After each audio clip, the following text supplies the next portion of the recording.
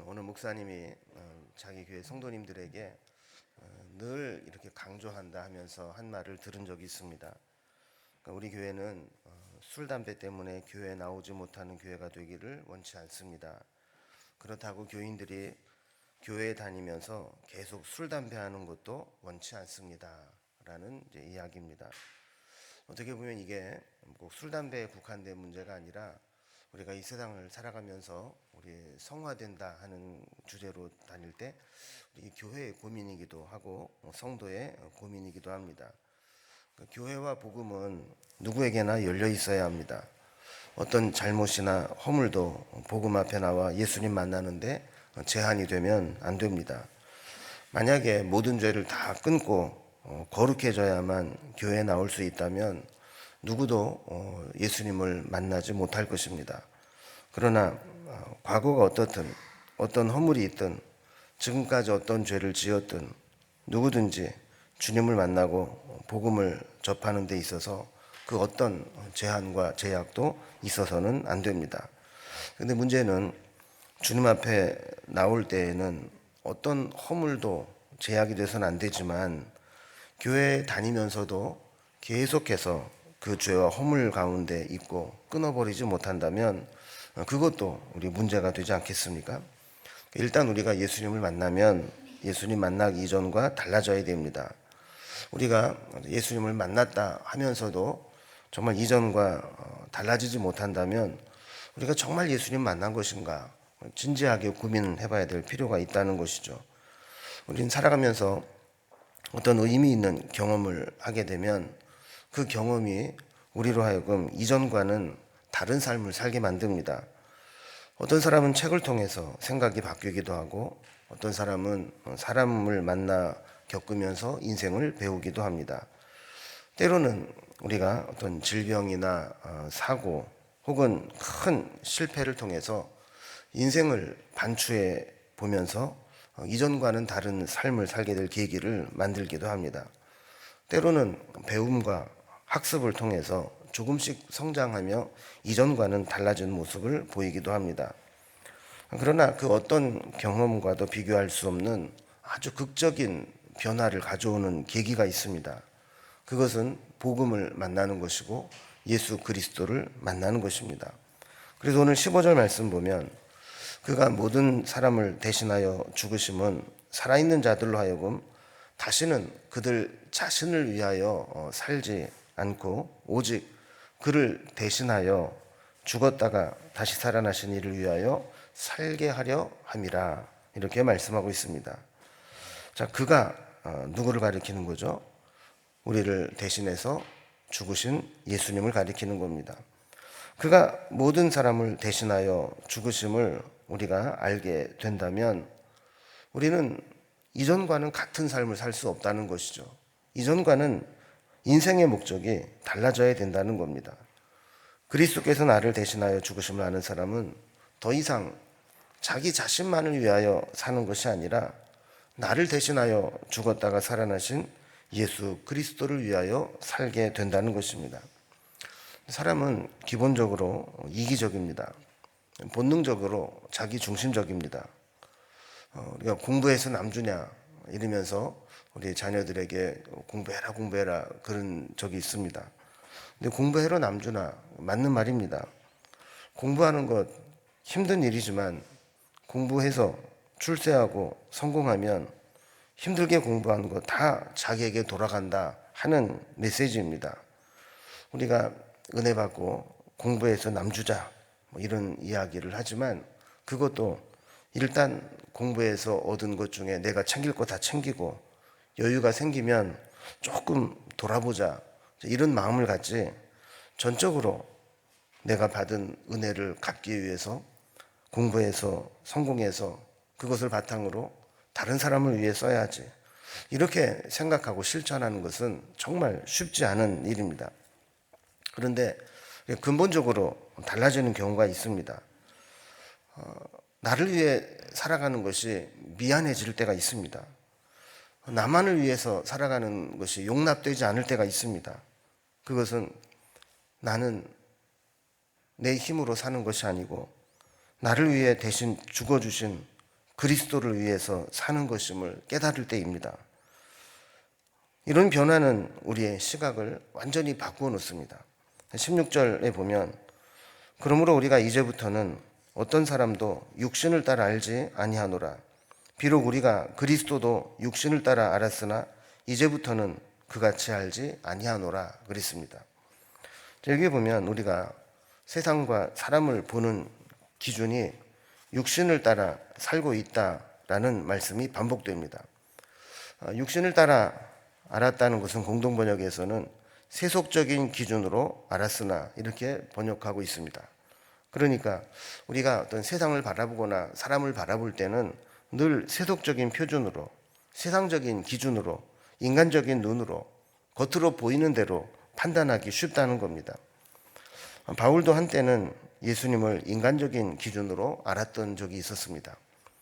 당시 대부분의 유대인들은 예수님을 목수의 아들, 마리아의 아들, 갈릴리 출신 나사렛 예수로 알았습니다.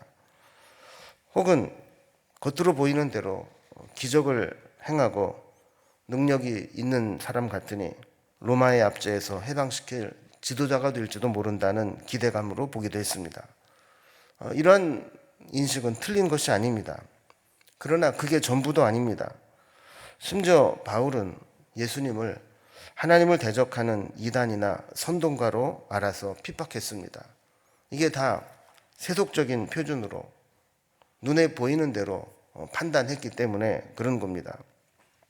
여러분, 요즘에도 예수님을 단지 4대 성인 중 한 사람으로 보거나 위대한 선지자 혹은 사랑을 실천한 성인 정도 이렇게 만약에 인식하고 있다면 이것은 예수님을 제대로 본 게 아닙니다.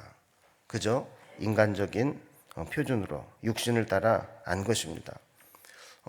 성경이 우리에게 요구하는 것은 예수님을 신령한 눈으로 바라봐야 된다는 겁니다. 그분이 어떤 분인가를 진짜 알아야 된다는 겁니다. 오늘 말씀에 보면 우리 인생에 예수님을 주님으로 모신 자들, 예수님이 어떤 분인지를 진짜 만난 사람들은 어떤 변화가 일어나야 되는지를 말씀합니다. 오늘 말씀을 보면 예수 믿는 자들의 변화된 세 가지 개념을 우리에게 설명하고 있습니다. 첫 번째로 예수 믿는 자는 새로운 피조물이 되었다 하는 것이고, 두 번째는 화목하게 하는 직분을 받은 것이다. 그리고 세 번째로는 그리스도의 사신으로 세상을 살아가야 된다 하는 것입니다. 이제 이 세 가지 개념을 통해서 우리가 이 세상에서 정말 예수님을 만났다면 어떤 삶을 살아야 되는지를 한번 생각해 보겠습니다. 먼저 첫 번째로 우리 예수 믿는 사람들은 새로운 피조물이 되었다라고 말씀합니다. 17절 말씀 보면 그런즉 누구든지 그리스도 안에 있으면 새로운 피조물이라 이전 것은 지나갔으니 보라 새 것이 되었도다 라고 말씀합니다. 자, 그런즉 그리스도를 육신을 따라 알지 않고 이제 우리를 대신하여 죽으신 분이라는 것을 우리가 안다면 누구든지 그리스도 안에서 새로운 피조물이라 이렇게 말씀합니다. 그럼 새로운 피조물이라는 무엇을 의미하는 것일까요? 조금 하자가 있어서 개선되고 변화된 피조물이다 이렇게 말하지 않고 완전히 새로운 피조물이다, 완전히 없었던 종이 탄생한 것처럼 완전히 새 사람이 되었다 이렇게 말하는 겁니다. 그러니까 사람은 그대로 있는데 조금 달라졌는데, 조금 성숙해졌는데, 조금 변화됐는데 이 정도가 아니라 예전에 있는 사람을 잊어버릴 정도로 전혀 새로운 존재가 되었다라는 의미입니다. 그럼 우리가 예수 믿고 난 다음에 어느 정도 달라져야 새로운 피조물이 되었다라고 인식하게 되었을까요? 그럼 우리가 예수 믿는다 그랬을 때 겉으로 외형적으로는 어떤 큰 변화가 생기지 않습니다. 예수 믿는다고 해가지고 먹는 게 달라지는 것도 아니고, 예수 믿는다고 해가지고 입고 다니는 옷이 달라지는 것도 아니고, 예수 믿는다고 해가지고 갑자기 직장을 다 바꾸는 것도 아니고, 예수 믿는다고 해서 뭔가 그 삶의 패턴이 달라지는 것도 아닙니다. 겉으로 보기에는 믿기 이전이나 믿은 후나 크게 달라진 것이 없어 보입니다. 아침에 일어나면 살던 집 그대로이고, 또 만나는 사람들 대부분 다 똑같고 하던 일 똑같이 하고 삽니다. 그렇다면 우리가 정말 새로운 피조물이 되었다는 것은 무엇을 의미하는 걸까요? 여러분, 피조물이라는 것은 창조물이라는 것이죠. 하나님께서 만들어 주신 존재라는 것입니다. 우리는 하나님께 창조되었는데 죄가 들어오면서부터 하나님이 창조하신 목적과 의도대로 살지 못하는 존재가 되었습니다. 하나님께서는 우리가 하나님이 창조하신 목적과 의도대로 회복되기를 원하셨습니다. 그래서 구약 성경에 보면 계속해서 선지자를 보내시면서 하나님 말씀을 주시고 우리가 그 생명의 말씀을 붙잡고 다시 하나님의 창조한 원리대로 우리 인간이 변화되기를 기다리신 겁니다. 그래서 사람들은 점점 완악해져서 하나님 말씀을 들어도 회복될 가능성을 보이지 않게 되자 하나님은 이 사람은 고쳐 써서 되는 게 아니구나. 노아의 홍수를 통해서 다 이 죄악된 인간들을 멸하고 노아의 가족부터 다시 시작해봐도 안 되고 선지자들을 보내서 그렇게 말씀을 권면해도 안 되고 때로는 나라를 망하게 해서 포로로 끌려가 살게 하는 초강수를 두셔도 안 되고 이 사람이라는 존재는 한번 타락하고 죄성이 들어가고 죄의 맛을 보고 나니까 사람은 아무리 해도 고쳐서 바꿀 수가 없구나 이렇게 판단하시고 하나님께서는 그 아들 예수 그리스도를 보내신 겁니다. 그래서 우리가 죄성을 대신해서 받아야 될 그 죄값을 예수 그리스도가 대신 받아 죽게 하시고 또 다시 살리심으로 우리가 예수를 믿음으로 새로운 피조물로 거듭나게 하신 겁니다. 그래서 우리가 새로운 피조물이 된다라고 하는 것은 이전보다 조금 더 윤리적인 존재가 됐느냐, 조금 더 도덕적인 존재가 됐느냐, 조금 더 선한 성품을 가지고 사느냐 이런 존재가 아니라 우리 속에 예수님을 모시고 예수님의 사람으로 완전히 거듭난 존재가 되어야 한다는 것을 의미한다는 겁니다. 그러면 우리가 새로운 피조물이 되었다 할 때 가장 근본적으로 나타나는 변화가 무엇인가? 아까 살펴본 15절 말씀을 좀 다시 봅니다. 그가 모든 사람을 대신하여 죽으심은 살아있는 자들로 하여금 다시는 그들 자신을 위하여 살지 않고 오직 그들을 대신하여 죽었다가 다시 살아나신 이를 위하여 살게 하려 하심이라. 자, 이 말씀을 보면 우리가 새로운 피조물이 됐다는 게 뭐냐 그랬을 때 어떤 모습에서 어떤 모습으로 변화되어야 하는가를 분명히 보여주고 있습니다. 변화되기 이전에 우리의 모습은 어떤 모습이냐 하면 자기 자신을 위하여 사는 모습입니다. 그리고 새로운 피조물이 되었을 때의 변화된 모습은 우리를 대신하여 죽었다가 다시 살아나신 예수님을 위해 사는 존재가 되는 것입니다. 아까도 우리가 살펴보았지만 누구나 우리 인간은 자기 중심적인 삶을 살아갑니다. 자기 마음에 안 맞으면 화를 내고 자기가 가지고 있는 힘과 지위를 이용해서 자기가 원하는 것을 얻으려고 하고 자기가 원하는 대로 끌고 가려고 하는 속성을 가지고 있습니다. 나에게 손해가 되면 옳은 일도 모른 척 하면서 하지 않을 때가 있고 나에게 이익이 된다 싶으면 알면서도 모르는 척 억지로 하기도 합니다. 이게 다 자기를 위하여 살고 싶은 도저히 변화시킬 수 없는 죄성이 가지고 있는 인간의 성품입니다. 그러나 새로운 피조물이 된 사람은 삶의 목적이 달라진다고 말씀합니다. 그리스도를 위하여 살아가는 존재로 바뀐다는 것입니다. 15절 말씀의 핵심은 위하여라고 하는 단어입니다.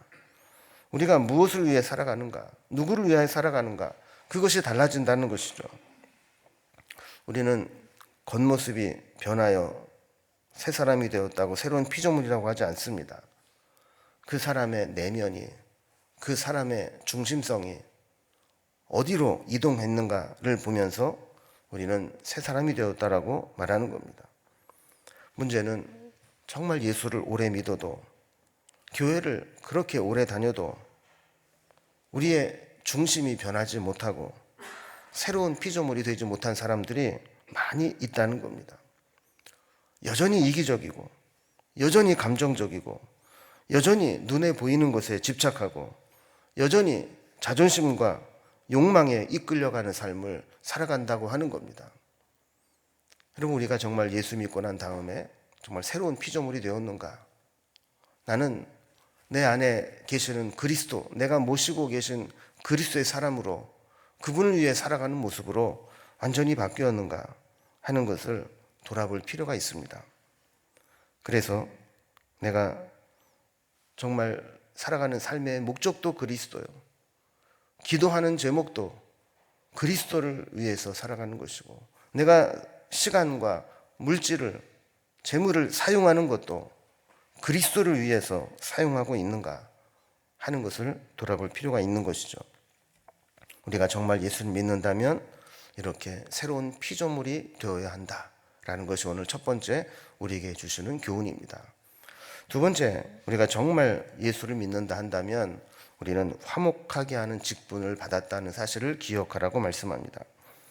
18절 말씀 보면 모든 것이 하나님께로서 났으며 그가 그리스도로 말미암아 우리를 자기와 화목하게 하시고 또 우리에게 화목하게 하는 직분을 주셨으니 그랬습니다. 우리가 예수 믿고 새로운 피조물이 되었다는 것의 다른 의미는 화목하게 하는 직분을 갖게 되었다는 것입니다. 그 전제로 이렇게 말씀합니다. 그리스도께서 이 땅에 오신 목적은 우리를 하나님과 화목하게 하시기 위함이다. 우리가 죄로 인해서 하나님의 진노를 받을 수밖에 없지만 그리스도가 중간에서 화목하게 하는 역할을 했기 때문에 우리는 하나님과 화목하게 하는 존재가 되었다라는 겁니다.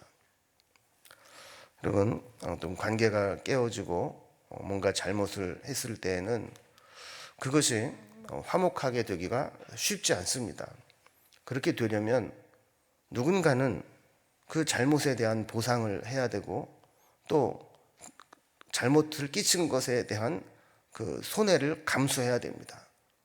그런데 그렇게 할 능력이 없으면 어떻게 해야 되냐면 중간에 화목하게 하는 자가 있어서 중재를 해야 됩니다. 예를 들어서 아이가 말을 안 듣습니다. 얘기를 해도 안 되고 혼을 내도 안 되고 심지어는 매를 들어도 말을 안 듣습니다.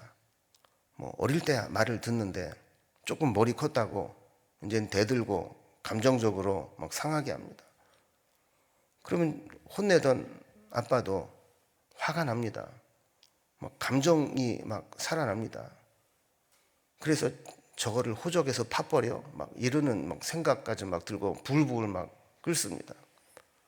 그래서 해서는 안 될 말을 하기도 하고 손찌검을 하기도 합니다. 관계가 완전히 틀어져 버렸습니다. 그럼 어떻게 해야 됩니까? 아빠도 자존심이 있어서 내가 너에게 심하게 했다 말하려고 하지 않습니다. 자식도 이미 상처를 입고 마음을 닫아버렸습니다. 그러면 이거를 해결할 수 있는 사람이 누가 남았습니까? 엄마가 남은 거죠. 그럼 엄마가 양쪽에 왔다 갔다 하면서 아빠의 본심은 그게 아니야. 너를 정말 사랑해서 그러는 거야.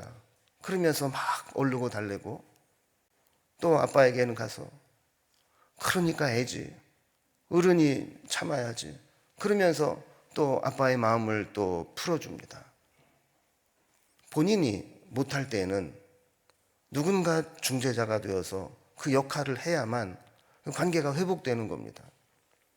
하나님과 우리 인간과의 관계도 마찬가지죠. 아무리 하나님께서 우리에게 기회를 주시고 또 여러 가지 방편으로 하나님의 사랑을 깨닫게 해도 도무지 마음을 열지 않습니다. 그래서 예수 그리스도께서 대신 우리의 죄값을 지시고 아버지, 저 인간들이 잘못한 거 내가 대신 담당하고 십자가에 달리지 않았습니까? 그거를 보시고 저 인간들에게 다시 한번 기회를 주시고 다시 저들에게 은혜를 베풀어야 되지 않겠습니까? 이게 바로 화목하게 하는 일을 하신 겁니다. 그래서 도저히 용서받을 수 없고 도저히 하나님과 하나가 될 수 없는 우리를 하나님께로 화목하게 하신 그 이유는 우리에게 하나님과 화목하게 하실 뿐만 아니라 한 단계 더 나아가서 세상에 하나님과 화목하지 못한 자들을 화목하게 하는 그 역할을 하도록 하셨다라는 것입니다. 여러분, 새로운 피조물이 된 사람의 특징은 어디에 가나 이 화목하게 하는 직분을 감당합니다. 때로 분쟁이 있고 상처가 있고 오해가 있고 갈등이 있는 곳에 가도 정말 화목하게 하는 직분을 받은 사람은 서로를 화목하게 하고 다리를 놓아주고 이해를 시키고 하나가 되게 합니다. 그런데 예수를 믿고 난 이후에도 정반대로 사는 사람들이 있을 수 있습니다. 화목하게 하는 사람이 아니라 불화를 만드는 사람입니다. 잘 지내고 있는데 그 사람만 들어가면 문제가 생기고, 갈등이 있는데 그 사람만 들어가면 갈등이 싸움으로 번져서 그 공동체가 깨져버리는 경우가 있습니다. 예수를 믿는다고 오랫동안 교회를 다녔는데도 이 화목하게 하는 직분을 감당하지 못하는 경우가 많이 있습니다. 여러분, 이 세상 사람들은 다 자기 위주로 생각합니다. 조금만 손해가 되면 견디지 못하고 내 편이라 생각하는 사람들을 모아서 내 뜻에 동조하도록 하고 힘을 규합해서 문제를 일으킵니다. 그러나 새로운 피조물은 그런 분위기에 힘싸이면 안 됩니다. 예수 믿는 사람들은 화목하게 하신 예수님의 역할을 나를 보내신 그 자리에서 감당해야 된다는 겁니다. 그래서 19절 말씀 뒷부분에 보면 우리에게 화목하게 하는 말씀을 우리에게 부탁하셨느니라 라고 말씀합니다. 주님이 우리에게 부탁하신 것은 우리가 어디에 가든지 화목하게 하는 말씀을 전하는 것입니다. 또한 믿지 않는 자들에게 하나님과 화목하게 할 수 있도록 계속해서 끊임없이 다리를 놓는 역할을 하는 겁니다. 그 하나님의 사랑을 전하고 그리스도의 사랑을 전하면서 그들이 하나님의 진노에서 화목하게 하는 존재가 되도록 만들어야 된다는 겁니다. 마지막 세 번째로 예수를 믿는 사람들은 그리스도의 사신이다 라고 말씀합니다. 20절 말씀 보면 그러므로 우리가 그리스도를 대신하여 사신이 되어 하나님이 우리를 통하여 너희를 권면하시는 것 같이 그리스도를 대신하여 간청하노니 너희는 하나님과 화목하라 그랬습니다. 자, 사도 바울은 그리스도를 대신하여 사신이 되어 하나님 말씀을 전한다고 권면한다고 했습니다. 당시 상황을 보면 이 사신이라는 그 의미를 우리가 좀 이해하기가 쉽습니다. 당시 세계는 로마 제국이 전 세계를 통치할 때입니다. 로마 제국은 크게 두 부분으로 나뉘어집니다. 하나는 원래 로마의 본토입니다. 지금으로 말하면 이렇게 여러분 지도를 연상해 보시면 알지만 이렇게 장화 모양으로 생긴 이태리 반도 있잖아요. 거기에 중심지가 로마였는데 로마가 세력을 확장하고 세계를 통일할 때 제일 처음 정복한 것이 바로 이태리 반도였습니다. 여기를 보통 로마 제국이라고 이렇게 부르죠. 자, 그런데 이 로마가 세계로 확장을 하면서 거의 모든 문명 세계를 흡수해 버렸습니다. 그래서 원래는 로마 본토가 아니었지만 나중에 로마의 땅으로 복속된 영토가 있습니다. 식민지 영토죠. 여러분, 그것도 로마의 땅입니다. 법적으로는 로마입니다.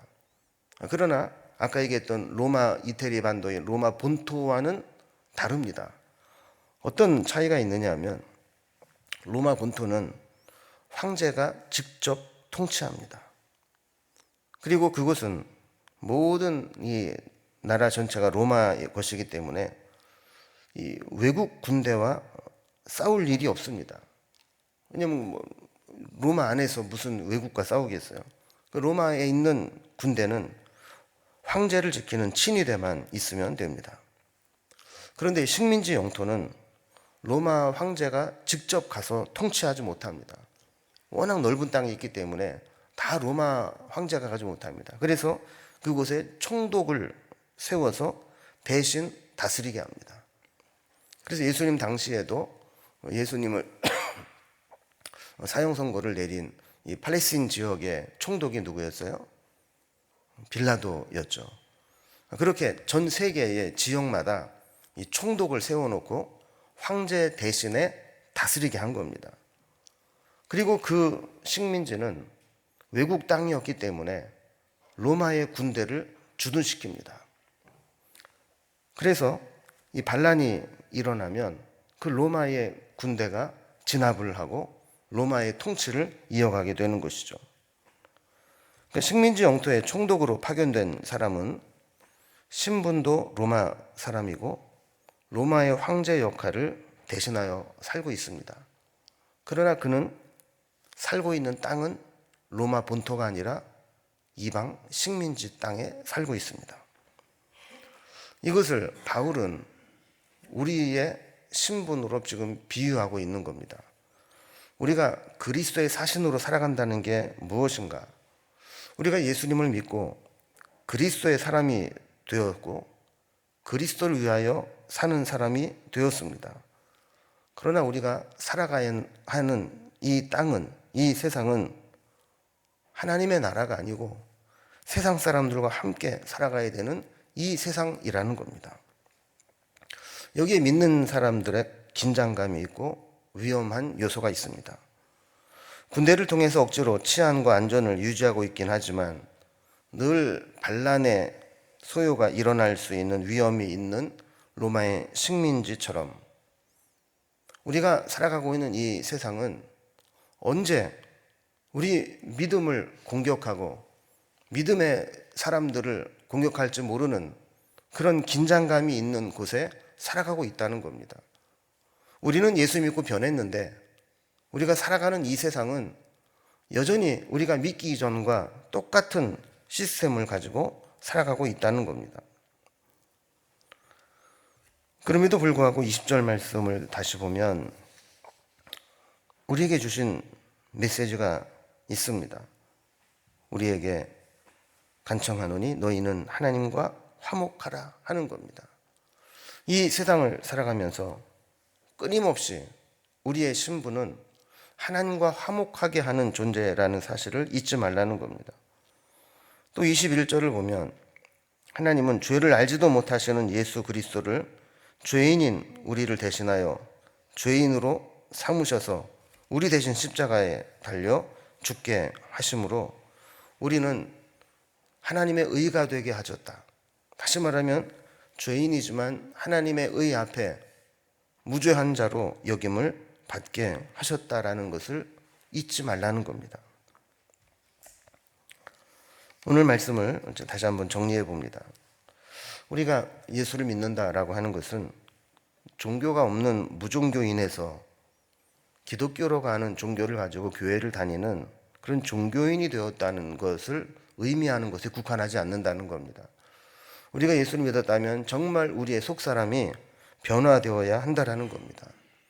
그리고 우리가 살아가면서 정말 새로운 피조물이 되어야 하고 화목하게 하는 직분을 수행해야 되고 그리스도의 사신으로 살아가면서 이 땅에 그리스도의 뜻을 전하며 살아야 된다라는 겁니다. 가장 중요한 것은 이제는 나를 위하여 사는 존재가 아니라 나를 대신하여 죽으신 그리스도를 위해 사는 존재로 바뀌어야 한다라는 겁니다. 오늘 말씀을 생각하면서 나는 얼마나 새로운 피조물이 되었는가, 얼마나 변화된 자가 되었는가, 얼마나 주님이 원하시는 모습으로 변화된 삶을 살고 있는가. 예수를 믿노라 하고 교회를 그렇게 오래 다녔지만 돌아보면 속사람은 여전히 옛사람의 모습을 그대로 가지고 있지는 않는가 한번 돌아보는 시간이 되면 좋겠습니다. 또 저 같은 경우도 그런 고민이 들 때가 있습니다. 처음 내가 목사가 되겠다고 주님 앞에 헌신할 때는 내 모든 것들을 내어놓고 목숨까지도 주님 앞에 바치겠습니다, 이런 헌신으로 이 길을 들어섰는데, 지금도 여전히 그 헌신과 그 고백이 유효한지, 아니면 중간에 변질되어서 그 처음의 헌신을 희석시키고 세상 살아가는 모습으로 살아가고 있지는 않은지 고민되고 돌아볼 때가 있습니다. 여러분, 우리의 신앙은 세월만 흐른다고 해서 그저 날마다 성장하고 건강해지는 게 아닙니다. 여러분, 우리 육신도 그렇지 않습니까? 세월이 흐른다고 해서 날마다 건강해지고 성숙해지는 게 아닙니다. 때가 되면 병도 들고 고장도 나고 아픈 데도 생기고 고쳐야 될 때도 생기는 겁니다. 우리도 우리의 신앙이 정말 주님께서 원하시는 새로운 피조물로 변화되고 있는지 돌아보면서 주님 뜻 합당한 삶을 살아갈 수 있기를 주님의 이름으로 기원합니다.